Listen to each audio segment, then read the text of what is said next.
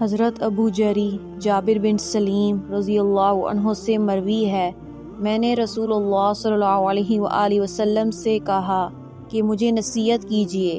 آپ صلی اللہ علیہ وآلہ وسلم نے فرمایا، کسی کو بھی گالی نہ دو۔ اس کے بعد سے میں نے کسی کو گالی نہیں دی، نہ آزاد کو، نہ غلام کو، نہ اونٹ کو، نہ بکری کو۔